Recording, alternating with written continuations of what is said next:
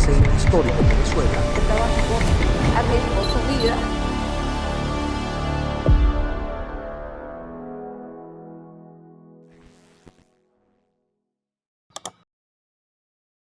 Los testimonios y opiniones emitidos en este espacio representan únicamente el punto de vista de los entrevistados, quienes dan fe de la autenticidad de los hechos.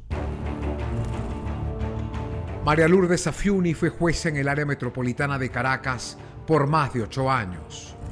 El 10 de diciembre del año 2009 tomó una decisión judicial que cambiaría su vida para siempre. Otorgó una medida cautelar de libertad al empresario Elijio Cedeño, quien llevaba casi 3 años detenido sin sentencia, superando el límite legal de la prisión preventiva.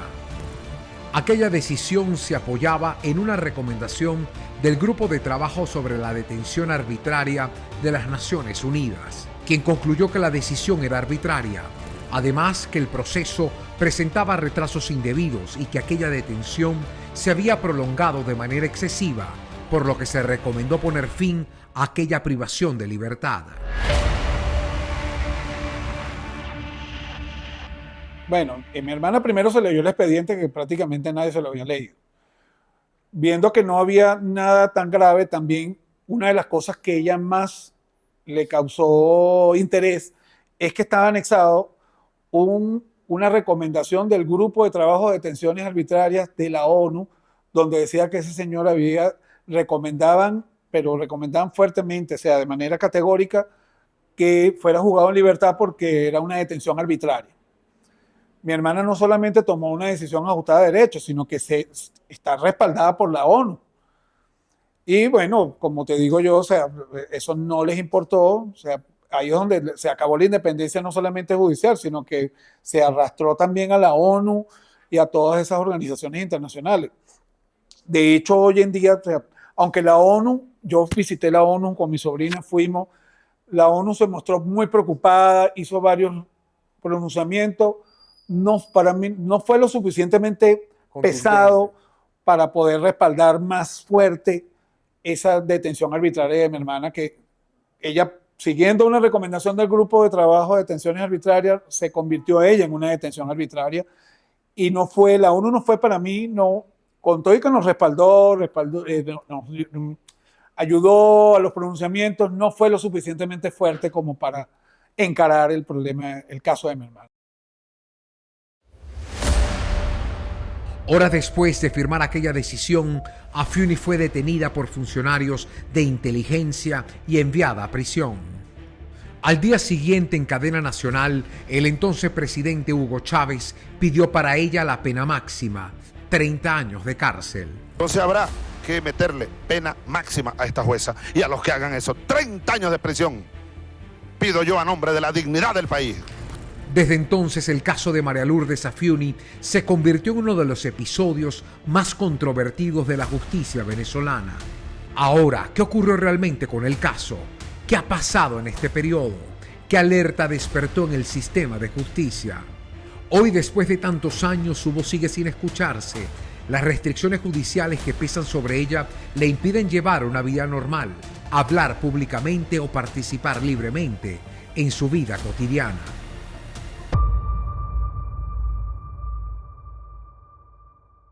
Ok, mi nombre es Nelson Afiuni, hermano de la jueza Afiuni. Estamos aquí conversando sobre el estatus actual de mi hermana, la jueza Afiuni.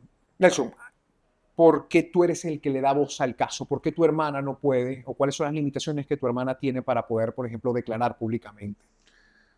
Bueno, eso se remonta al 2009, porque desde que el momento que ella la detienen, empecé a ser yo la voz de ella, junto con los abogados, y mientras estuvo presa en el SEBIN, luego presa en el INOF, pasando por todo lo que ha pasado en esa primera etapa que estuvo detenida, tenía que seguir siendo su voz. Viajé, estuve en la ONU, estuve en la OEA, y en el momento que le dan casa por cárcel, una de las restricciones es que no podía hablar a la prensa, entonces seguí siendo su voz.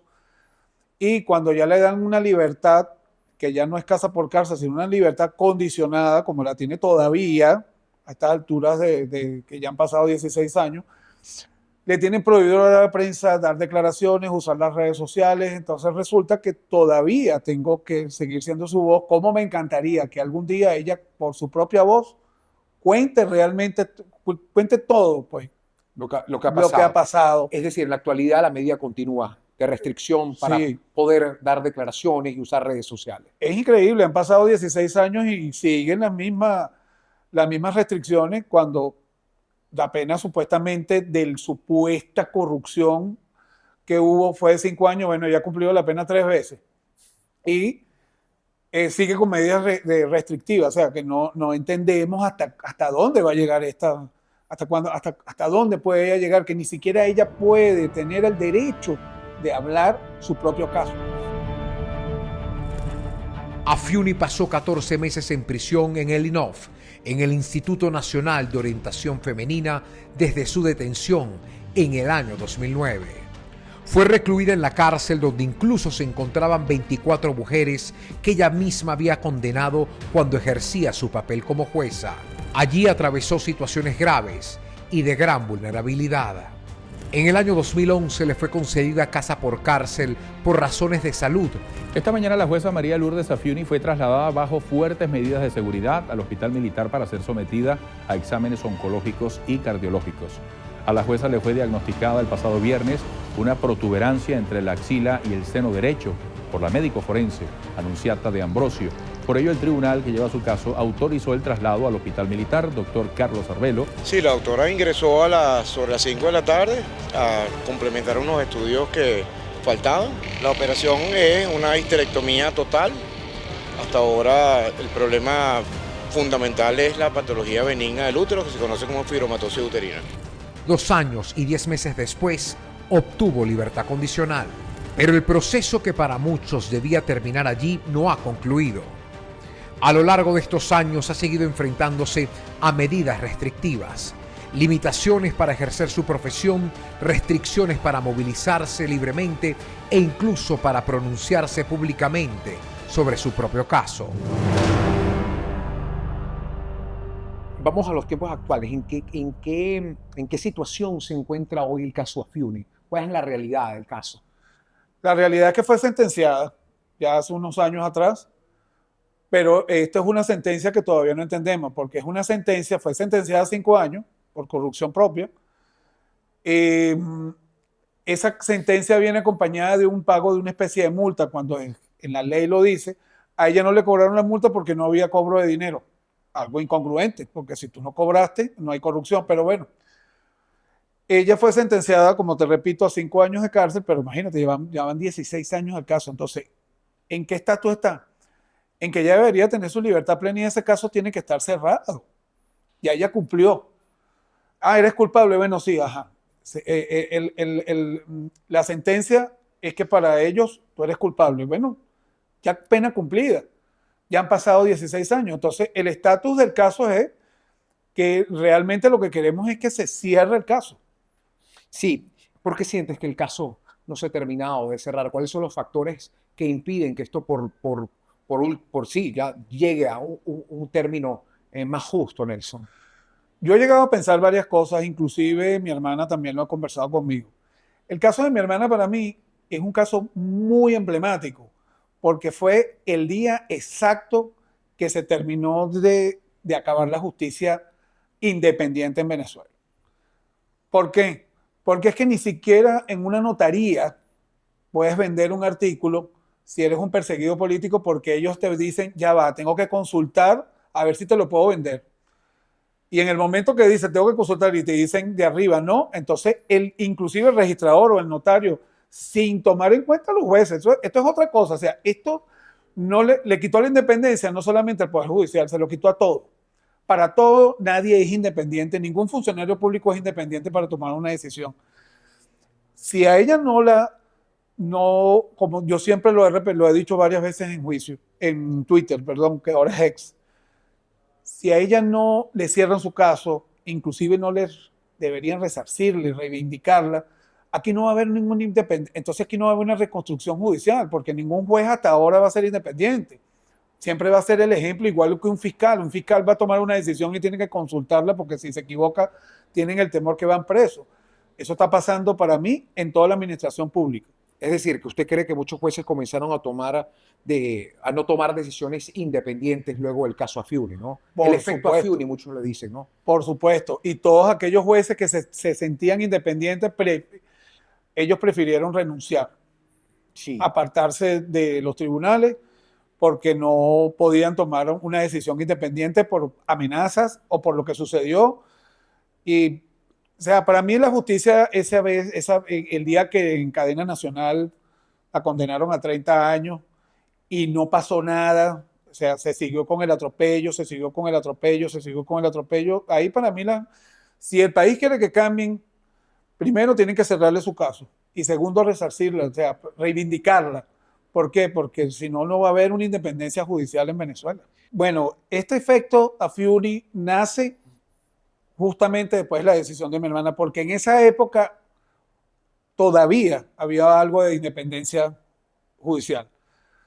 Pero en el momento que mi hermana toma esa decisión y el tribunal se lo llevan todo detenido, inclusive a ella, y viene toda esta cascada de problemas, ese efecto Afiuni generó un miedo terrible, que era lo que quería el Ejecutivo en ese momento, un miedo terrible a tomar una decisión y fue trasladándose en el tiempo hasta hoy en día. El miedo continúa, manipulado, pero continúa y sigue siendo la base para poder tener dominio sobre cualquier decisión judicial. ¿Y qué es lo que sucede? Un país con ese miedo en el Poder Judicial, no tienes una independencia judicial, no tienes una buena democracia, nadie va a venir a invertir en un país donde no haya una independencia jurídica, donde haya una seguridad jurídica para inversión, porque hay el temor de que puedes invertir y al día siguiente no tenerlo. Es decir, mientras no haya una independencia judicial y ese efecto Afiuni se evapore, el país no va a arrancar. No va a arrancar en democracia, no va a arrancar en inversión. Aquí nadie va a venir a invertir una millonada que tanta falta hace si tú tienes un poder judicial que no es independiente, que no tienes una seguridad jurídica. Eso es hablando en términos económicos y en términos judiciales también, porque aquí más de un dueño de negocio iba a cerrarlo y tenía que huir antes de declararse en quiebra porque si no se lo llevaban preso. Durante años, juristas han hablado del llamado efecto Afiuni, el temor de algunos jueces de tomar decisiones que puedan tener consecuencias personales. Pero uno de los aspectos más polémicos del caso es que el tribunal terminó señalándola por hechos de corrupción que nunca fueron comprobados. En su lugar apareció una figura poco común, la llamada corrupción espiritual. Para muchos, una forma de responsabilizar a la jueza sin haber comprobado la corrupción material.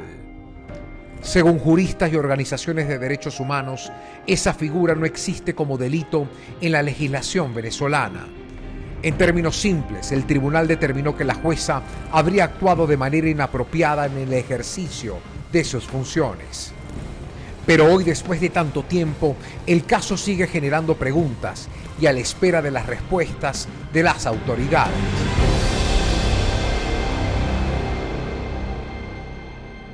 ¿Cuál ha sido la respuesta de las autoridades? ¿Ustedes han acudido a las autoridades buscando de una otra manera de que el caso pueda ya sellar definitivamente su cierre?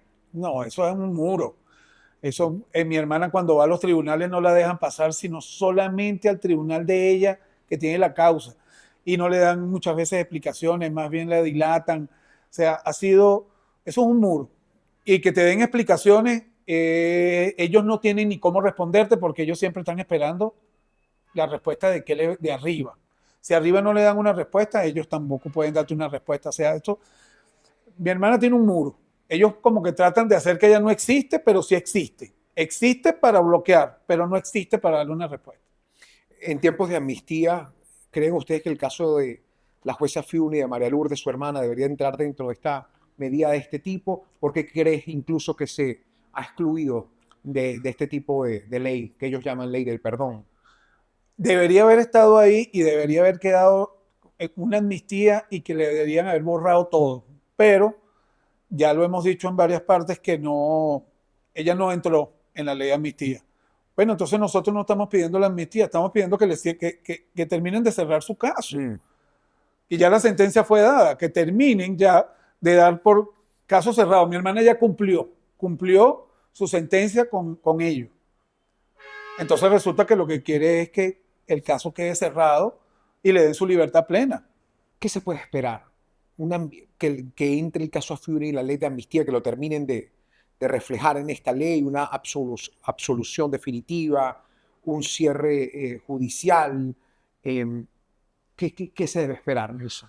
Bueno, ya que no estamos en amnistía, por lo menos, un cierre del caso, porque ya cumplió su condena. O sea, si una persona es condenada así a 3 años porque se robó X y está 3 años presa y sale a la calle, se supone que ya cumplió con la sociedad, ya cumplió su pena. No puede ser que entonces después que estuviste preso salgas y todavía pesen sobre ti medidas y medidas y medidas y medidas y pasen años y años, van 16 años.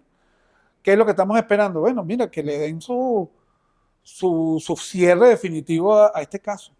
Yo quiero hablar ya desde el punto de vista familiar, ya que eres la voz que representa a la familia, la voz de tu hermana. ¿Qué ha significado para ti atravesar todos estos años de injusticia, restricciones, de además de tener tu propia voz, darle voz a tu hermana, de estar constantemente en un proceso que continúa en espera, ¿no? Tu situación personal, Nelson. Ha sido duro, pero de verdad que lo haría uno y 1000 veces más por mi hermana y por la familia. Pero ha sido muy duro, porque es como llevar una doble o triple vida.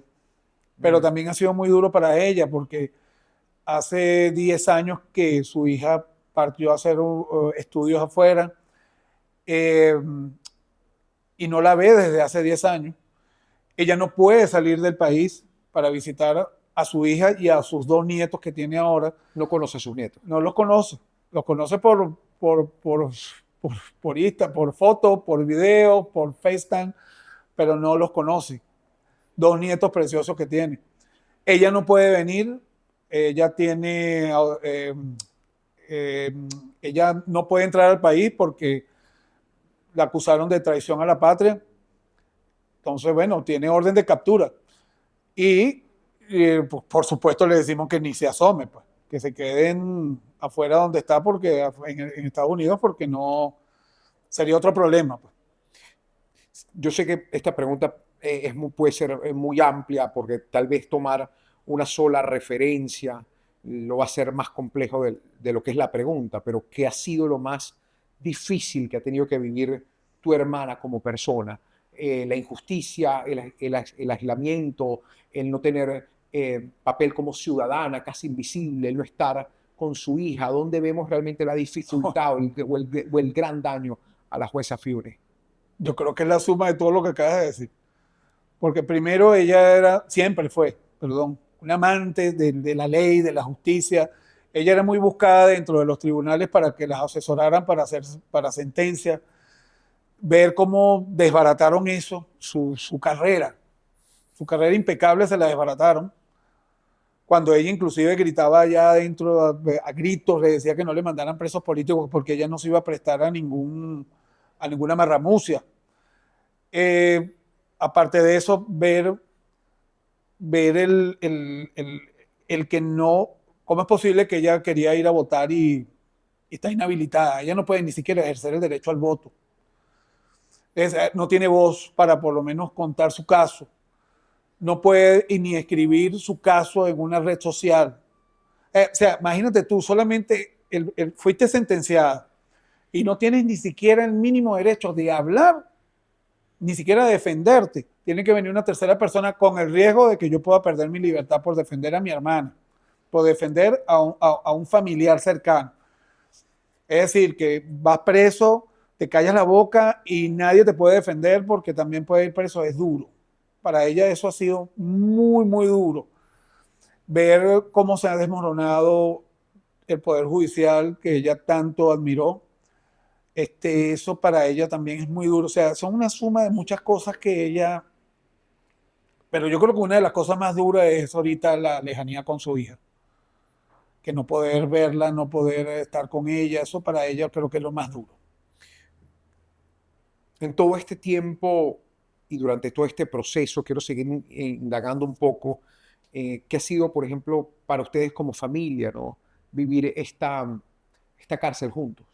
Y discúlpame si utilizo un término que no es, porque al final siento que cuando un preso, cuando un enfermo, cuando alguien padece, el entorno también lo sufre, ¿no? ¿Cómo lo describe?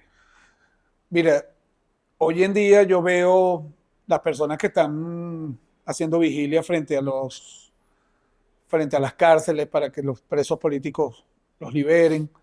Me acuerdo mucho de que eso a la larga tiene que mejorarse aquí en este país.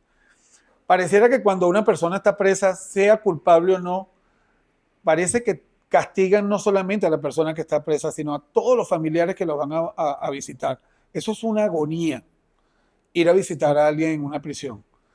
Te tratan como un delincuente, te tratan mal, te revisan, te desnudan, te agarran la ropa y te la tiran. Si traes una comida te la desbaratan porque, o sea, es de verdad muy, muy fuerte.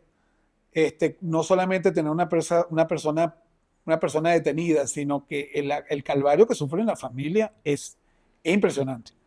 Es como si todos están presos, como si todos estamos detenidos y todos tenemos que pasar por un proceso, pero duro, muy duro. Por eso es que yo ahora, porque por lo menos ahora mi hermana está en libertad, no plena, pero por lo menos está en libertad y veo los testimonios, las declaraciones, veo lo que han pasado, me trae muchos recuerdos, pero veo que están sufriendo y eso es muy duro para la familia. ¿Por qué crees que este proceso no se ha prolongado tanto tiempo, Nelson? ¿Dónde está la piedra? Y discúlpame si Bueno, la pregunta es un poco incisiva o incluso no quiero ponerlos a ustedes en aprieto en develar. ¿Dónde está la piedra? ¿Dónde está esa estaca que no termina de salir? Mira, ella, para nadie es un secreto, era la presa del difunto Chávez. Y para eso era Amén. Lamentablemente ya él falleció. No sabemos de verdad quién pueda tener la piedra de tranca, pero es alguien de arriba. Es alguien con poder que es como que no doy mi brazo a torcer, nos equivocamos, pero no voy a dar mi brazo a torcer, porque inclusive una de las personas para mí que tuvo más culpa en este problema fue la exfiscal Luis Ortega Díaz, que inventó ese delito para tratar de complacer al difunto. Se dio cuenta que no cobró, que no hubo pago y buscó la manera y enredó todo esto e inventó de todo para dejarla presa, que ya no, gracias a Dios, ya no está aquí, aunque sigue echando broma en el extranjero esa mujer con sus declaraciones. Pero alguien se agarró esto, o yo a veces digo que el caso de ella fue muy sonado, muy emblemático, muy que marcó mucho, y entonces darle una libertad plena o reivindicarla, eso sería para ellos sería un golpe, pero van a tener que hacerlo en algún momento. No puedes tener una persona así toda la vida. ¿Cuál es el mensaje entonces del sistema judicial a la sociedad venezolana? Mi mensaje, y lo voy a repetir acá, si ustedes quieren una reivindicación del Poder Judicial, que las cosas empiecen a caminar como es, tienes que reivindicar al principal problema que tuviste para que no hubiese independencia, que es el caso Afiuni. El efecto Afiuni lo tienes que anular. Ese efecto de que nadie quiere tomar una decisión, no solamente en el Poder Judicial, es en todas partes. Porque van a tener alguien que los va a llamar y les va a decir, estás votado o te voy a meter preso. No hay una total independencia. Tiene que haber una independencia en todo. Cualquier funcionario público puede tener la independencia o tomar una decisión independiente sin temor. Entonces, ¿qué es lo que tienen que, para mí, la solución a muchos problemas en el futuro es reivindicar a la jueza Afiuni y cerrar ese caso para que esto, para mí, en mi opinión, y yo creo que para todos, arranque a caminar, vaya por buen camino el país. ¿Qué significa para ti una verdadera reparación después de casi 17 años? Primero, que eliminen todos los cargos, que sea resarcida, ella debería haber resarcir no solamente moralmente, sino, mira, mi hermana desde el 2009 le cortaron cualquier pago de seguro, ella perdió, nunca le pagaron sueldo, nunca le pagaron seguro médico, ella no cobra jubilación, o sea, ella la arruinaron por completo, le arruinaron su carrera, le arruinaron su vida. Nosotros estamos inclusive endeudados y ella también por gastos, por problemas médicos. Ella tiene que ser resarcida. ¿Qué mantiene de pie a la familia Afiuni? ¿Quién mantiene de pie a la señora María Lourdes? Oye, mira, somos muy fuertes y la fe. Somos muy católicos y seguimos batallando. Y fuerte, fuerte, fuerte. A veces uno fallece, pero yo creo que la parte religiosa nos mantiene. Mi hermana es una persona muy religiosa, mi mamá también, bueno, y mi papá ni se diga, pero nosotros nos mantenemos muy unidos, pero bárbaro, muy unidos.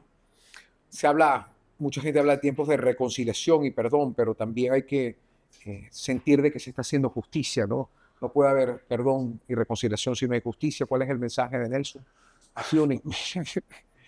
Tú sabes que hay cosas que yo a veces le digo a mi hermana que yo pido justicia, pero hay cosas que yo no puedo perdonar. Y que Dios, algún día voy a tener que hacerlo, pedir que perdonar, pero es que no puedo. Hay cosas que no voy a poder perdonar por todo lo que viví, por todas las injusticias que yo vi, por las barbaridades que yo vi en tribunales cuando mi hermana estaba en juicio. Las cosas que inventaron ciertos funcionarios, o sea, hay cosas que yo no puedo perdonar, pero buscaré la manera. Mi última pregunta, cuando el país mire tal vez este episodio dentro de algunos años, ¿cómo crees que debería ser recordada el caso de María Lourdes Afiuni? De algo que no puede volver a suceder jamás. Eso no puede pasar otra vez porque el pilar de una sociedad es el sistema de justicia. Si el sistema de justicia no está fuerte, es imposible que tú puedas construir lo demás. Eso no puede volver a suceder más nunca.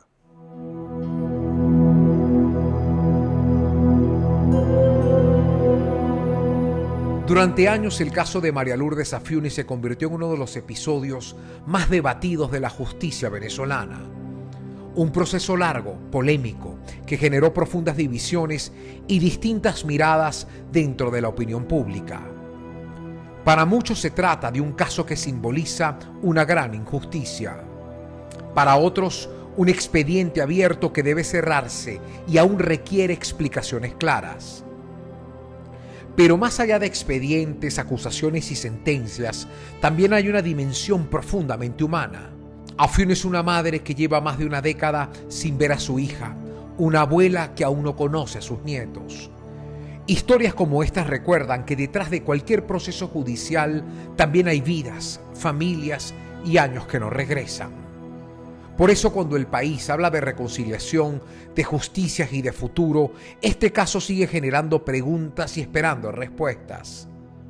Quizás ha llegado el momento de mirar esta historia con más sensibilidad y de explorar caminos que permitan cerrar definitivamente una de las páginas más complejas de la justicia venezolana y que además pueda resarcirse tantos años, porque al final la justicia también se mide en humanidad.